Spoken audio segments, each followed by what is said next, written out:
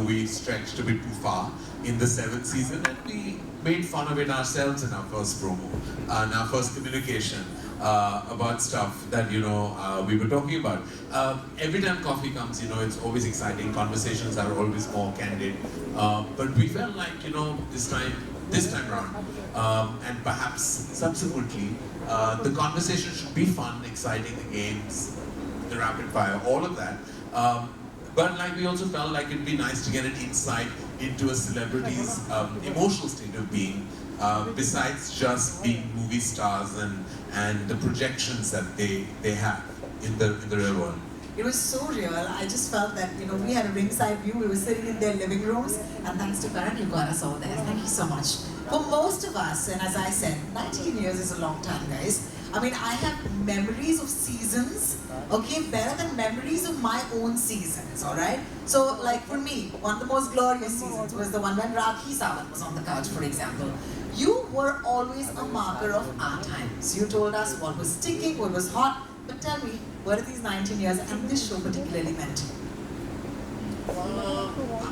I mean, it's very tough to really encapsulate my emotion vis-a-vis Coffee with Karan, because predominantly and primarily I'm a filmmaker, and that is my primary passion. But this is such a huge part of who I am, and I can't separate the two at all. Many a time, wherever I am in the world, people scream coffee, coffee like I'm a beverage and not a person. And I have to turn around and say my name is Karan, and you can't drink me. But of course, being consumed is always a great thing. But it's also like when it's like a double-edged sword, right? You're a filmmaker and you want to be asked what your next movie is. Invariably, you're asked when the next season is and who's next on the couch. And it's like Kabhi Khushi Kabhi Gham, because the khushi in it is that you've done something for 19 years, spread over 8 seasons, that's created its own impact in pop culture, and yet you feel like, "Arey yaar, kabhi meri picturon ke baare mein baat kar liya karo." But there is so much energy and excitement that surrounds Coffee with Karan that it's always heartening, though, I have to say, full of gratitude. Very few shows really have been around for 19 years. Truly. And this is one of them. And the fact that you can still tolerate me after 19 years, I'm eternally grateful.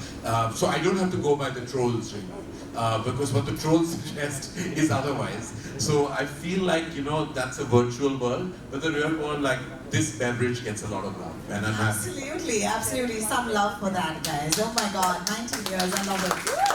Also, I want to acknowledge the fact that with Hotstar coming on board and taking the show, it's reaching so many homes. Do you think that, that has also been its own journey for you? I mean, absolutely. The power of Hotstar lies in its massive reach. Disney Plus Hotstar has been a huge blessing to Coffee with Karan. In space, I think that you lose a little bit of that, which is what I'm just sharing with you all the inside chatter that went behind Coffee with Karan, and we kept coming back to finding a replacement to Rapid Fire. Oh, man. And the sad thing is people are much more worried now than they were in the first 3 seasons, because nobody wants a PR nightmare, right? Nobody wants to be getting into, so everyone is so careful that you have to kind of make sure that you eventually change the language of the rapid fire, so at least you'll get something. Otherwise people are there were times where people have answered with abandon. Most overrated, most underrated, and I'm answers were just flowing. Today, I wouldn't answer those. How can I expect them to? We all have to somewhere be, we're in a very sensitive climate always. Social media has made us so much more sensitized to sensitivity. So everyone is so much more sensitive about what they're saying, what they're expected to say. Fan clubs get angry, and I don't want any of that. Eventually a talk show that's meant to be fun, you have to have fun with. Who wants the downside of any of this? I'm inviting them, they come for their absolute love for me and their relationship with me, and I have to protect that. It's like ghar mein agar aapne mehman ko bulaya, you don't want them to go back feeling that, I have a bad stomach. They want to go back home feeling like, "Arey yaar, we were well taken care of." And I mean, they always say that you need a shot of coffee to wake you up, but this is coffee in its wokest avatar in 2023. And I want to give you a hand for walking that line so gracefully, because we have to be sensitive and at the same time we have to have fun. And if there's one show that's doing that right now, it's Coffee with Karan. All right, thank you for the consensus. My favorite episode, and let me just go straight off the bat, Ranveer Deepika. Oh my God, that video. Thank you, thank you. I have nothing to do with that video. The beauty, the romance, the intensity, the emotion of that video comes from both of them, from their hearts and souls. And it was their idea to share that with us. And I was very, very, very touched. And I'm very grateful to both Ranveer and Deepika for actually sharing with not just me, but the entire world, a very private part of their lives. Those 4 minutes are possibly one of the most precious 4 minutes of Coffee with Karan in its entirety. And I say that spanning 8 seasons, because it takes a very large and generous heart to share the way they did. Because it was many years after their marriage, and it could have very easily not been shared. And I never asked for it. I never asked for it and I got it. And I feel it's the first time on Coffee with Karan where I got much more than I bargained for. So I picked my favorite episode. I'm going to quickly go around this place, look at faces and say, what's yours? Kuch kuch hota hai reunion. Oh, I'm living for this. Thank you. Listen, on that episode, like, I felt like I couldn't stop laughing. It was just hilarious. It was, and there was nothing, it was not, I thought that, is it going to really come across funny or am I only finding them mad? Because like I was mad, they were mad, and we were just laughing. At one point I had to get up because my stomach was hurting. Because I was like, we were just laughing. It was inane. And then it realizes that we've gone back so many decades together that obviously we have a camaraderie that is like kind of special. And it was, even when with Sid and Varun, these reunions have really worked out well.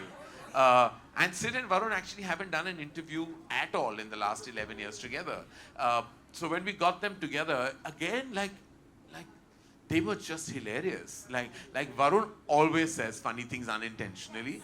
But like when he said he goes boating with his wife, I was like, that totally had me. And I was like, when did you go boating with Natasha? Like, when did this happen? I'm boating tonight. And any of us Mumbaikars will know that that's not in our top 10 things to do, Like we don't go boating, You can walk, you can dance, you can go and say, I've gone and seen a movie, I've gone theater experiences, had fun here, had fun there, but boating is not something that I would come across here. Gems from the season.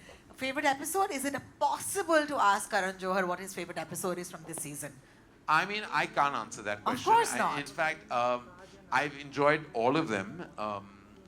I have to say that each one of them was special in its own way, and that is an absolutely politically correct answer. And I'm going to stick with it. Thank God there are no hampers right now. Yeah, because I'm not winning anything at the end of this, so I'm not saying it. And they've all come with lots of love in their heart, and I'm not choosing. Oh my God. All right, so then I think it's time to let you do some questions, right? So we have a mic, it'll pass around. Obviously, you'll address your question to Karan Johar, not me, so go for it. Hi, Karan. Hi. Karan, my favorite was Vicky and Kiara, after Sid and Right. Varun. But I want to know from you, what was the best moment from this episode for you? What was the highlight I'm telling you, from the fact age? that Apart actually it from was that rather age. sweet hearing about Kiara's proposal story. I thought it was like quite sweet when she spoke about how Sid proposed to her in Rome, and of course I knew that had happened. But it's like what I love is when people actually drop their guard and share bits of their personal life that no one else would like know about, or no other show or interview would have access to. I thought that was sweet, and I just thought Vicky was like wonderful throughout. Like, he has such an easy personality on camera. Like, he's just so himself all the time. I feel like that's how he comes across when he puts up a Punjabi rap video, or when he gives an unabashedly brilliant performance in Sam Bahadur and everything that he's done. Kiara has such a gorgeous, real energy, and I just thought like so much of that episode was so lovely. There are few episodes that keep you smiling throughout, and that was one of them. Hi, Karan sir. My question to you is, you had revealed, in one of the episodes that there was a period of time when you were not on talking terms with Kareena and Kajol. I mean, a little bit of that is also mentioned in your book. Yeah. But for those who do not know, do you want to say a little more about that? And do you think that period has strengthened your bond with them? I mean, absolutely. They're not.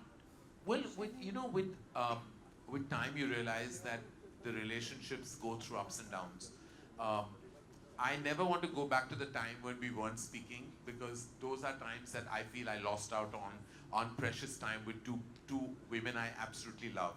I'm just glad that today we are even stronger as friends, as family.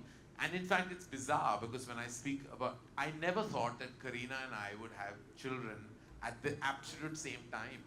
Like, I always wondered because I was an older parent. Like when I had my kids, I was 44 years old.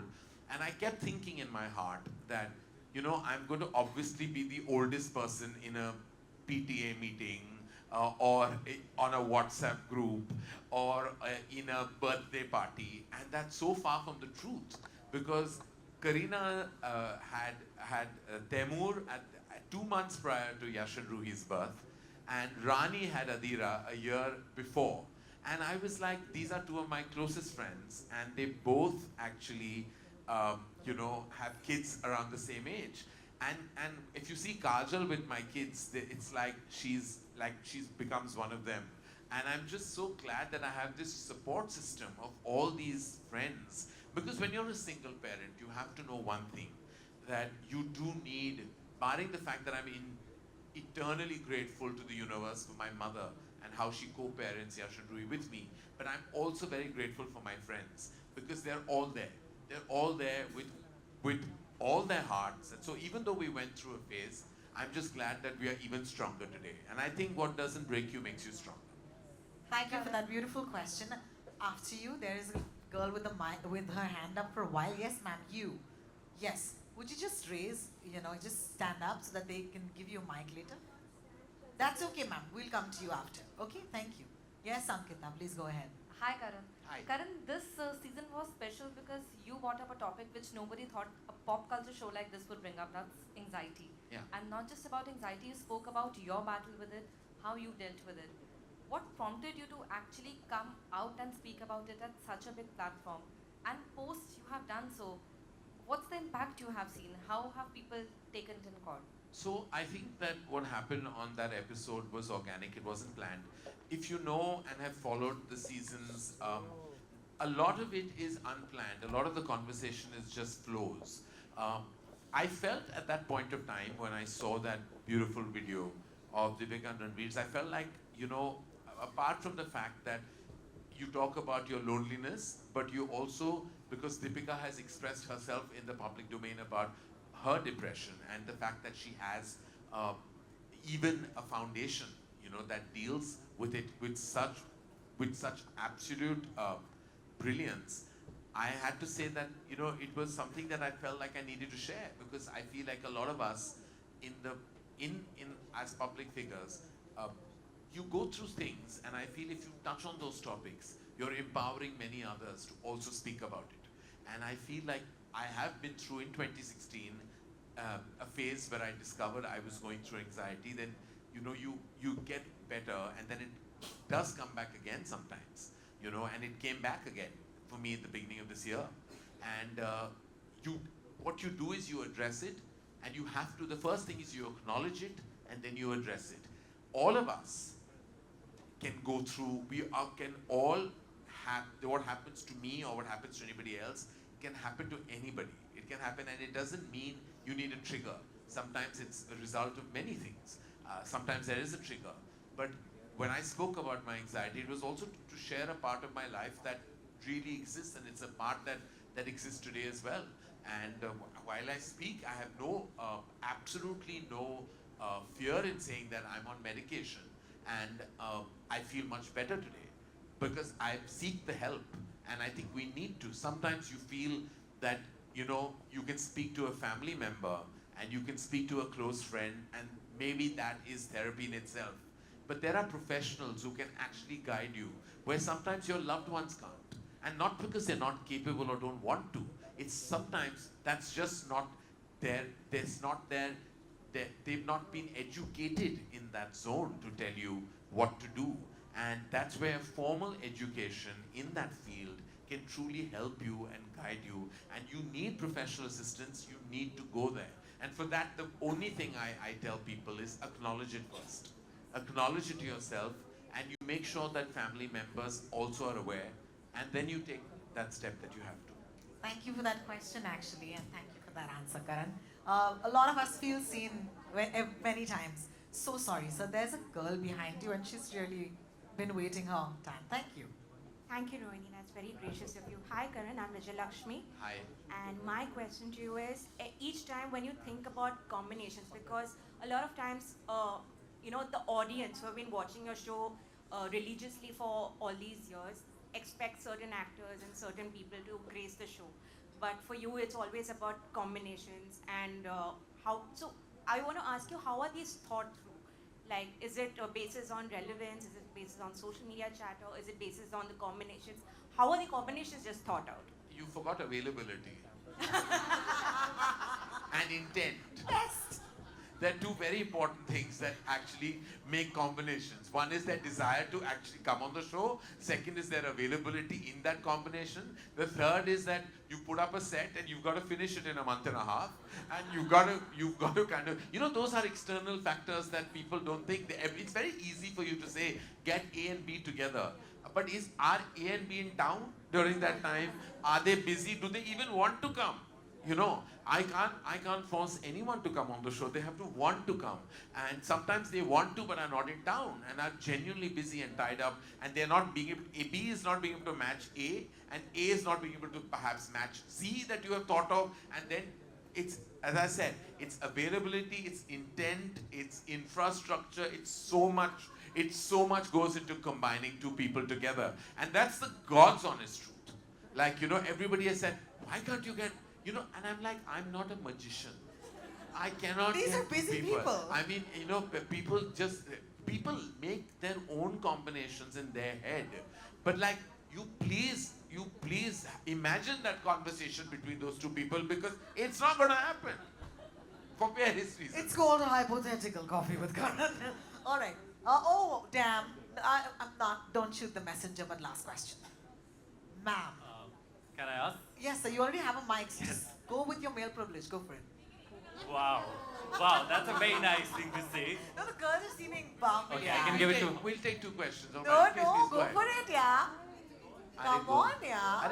अरे शर्माओ मत, Hey, पूछ go low. for it. मैं You're कहीं नहीं friends, जाने yeah. वाला, आप ही के लिए आया. Thank you so much, Karan. Karan, Vinay from Bombay Times. Of course, everybody's talking about their favorite parts of this season. For me, the most intimate and the most beautiful part of this entire season was when you actually spoke about being single. Yeah. You sort of teared up, and I remember watching that particular scene, and there was a roller coaster of emotions that went. I think that felt like you were a poet and you just gave words to so many of us, and you just became a poet who just had an open mic. All of us could relate a lot to that particular thing, and I just feel it's such a hard thing to actually even open up about, because वो हो जाता ना कि मतलब अरे singlehood, this, that, you know what I mean. Talk to me a little bit about that. How was... When I go back to that moment, I don't know how to relive it, because it happened, as I said, just in the moment itself. What do I say to you? People tend to judge you by an impression they have of you, by what they know and see of you, but nobody really knows who the real person is behind any of the projected intent of that social public figure. We've always put out a version of ourselves, right? That's what our job is. When we give an interview or we promote a product, a film, you're out there, we protect our vulnerabilities. But then at one point of time, you grow older, you grow wiser, you evolve, and you feel like sharing a piece of your life is not as scary as it used to be. I've already written a book when I was 43 years old, which was 80% of what I could share. there is always a 20% that we'll hold back, and it's our prerogative too, because that will remain with our hearts forever. That moment was true because it is true. There is, I have 2 children. Obviously, I'm co-parenting them with my mom, not with a partner. And that means that I have a single status. And that single status is occupied, is filled in with a lot of work. I push in so much work in the day that I don't think about that status. And that's what we all do. When you're single and you're lonely and you're perhaps not wanting to address that loneliness, you pack in your day with things because you want to distract yourself from the core. And then you believe that if you have great friendships and a great family life, it can actually compensate for the lack of a passionate, intense romantic relationship. Nothing can replace that. You must understand, life is full of boxes. You know, parents fill one, children fill the other, friends fill the other. But there's a box for an intense love romantic relationship that if you don't experience, there is a sense of incompleteness that nothing can ever fulfill. And that loneliness can actually really kind of consume you, and it has consumed me. And I have not been in a relationship for very many years, a decade and more, and only I know what that really feels like. Fortunately for me, I can live vicariously through cinema. I can create those stories and characters that perhaps that I would like to kind of either romantically be inclined with or just fulfill that part of love and romance in my life. Not everybody has that leverage. I am a filmmaker, I'm a storyteller. What I can't experience, I can write and execute on celluloid. And that to me is my biggest privilege, that of being a filmmaker. Yeah, can we just take a minute? Thank you for that amazing question. Ji, Okay. मेरे से नहीं होता, मैं बहुत बार बैठ चुका हूँ उस काउच पे, कुछ नहीं होता। ये दूसरे लोग आते हैं और उनकी जिंदगी बन जाती है, उनकी शादी हो जाती है, सब कुछ हो जाता है, उनके रिलेशनशिप्स कामयाब होते हैं, कामिल होते हैं। मैं उस काउच पे बैठ के मैंने बहुत चीजें मांगी हैं, वो नहीं मिले हैं, नहीं मिले हैं। I want to tell you that manifestation only works one way. 3 people on Yeah, this couch, sorry. so congratulations. We'll do it quickly so I can. Hi.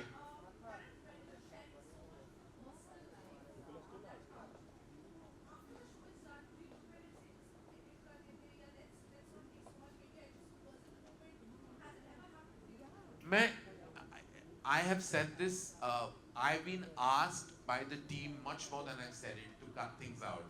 I have actually never wanted to cut stuff out because I feel like everybody else protects your interests much more than I have myself. I've kept things that maybe in retrospect I shouldn't have, but I feel like when somebody comes and says something and I have a natural response, I have to keep it all. You know, we cut out the boring banter which actually don't add up to anything. But things of consequence, we've never cut out. And I have never asked to remove anything that I have said that is too personal or perhaps sometimes maybe an opinion that I feel will have repercussions and ramifications. It's all there. And there's proof of that. You've seen it. You've seen stuff that you could turn around and tell me, "Arey, ye rakha kyun? We're still bearing the brunt of it." But I said, I've kept it. I've kept it because they are your guests. वो आपके मेहमान हैं, वो आके कुछ कहते हैं, दिल से कहते हैं, दिमाग से कहते हैं, और जो भी कहते हैं उन्होंने कहा है, मैं वो नहीं निकाल सकता. That's the way I respect a guest on Coffee with Karan. Yes, ma'am. We all missed him. Did you miss him too on the couch? We are talking about Mr. Shah Rukh Khan. Oh, immensely. I miss, but I just know that if there's any megastar in our who has earned his right to speak when he needs to, it's Shah Rukh Khan.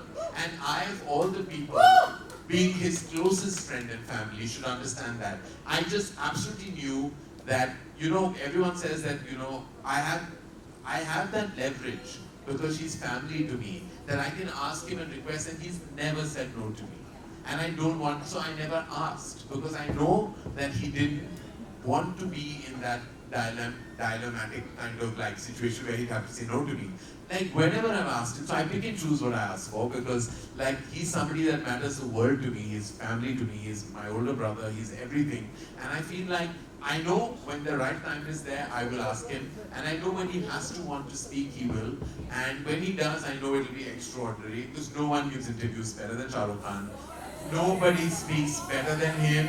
When he speaks on a global platform or on a national platform, he is just the wizard of words and truly the emperor of not just entertainment on screen, but also off screen. And a lot of our collective love for him is because of the man that he has been to us off screen.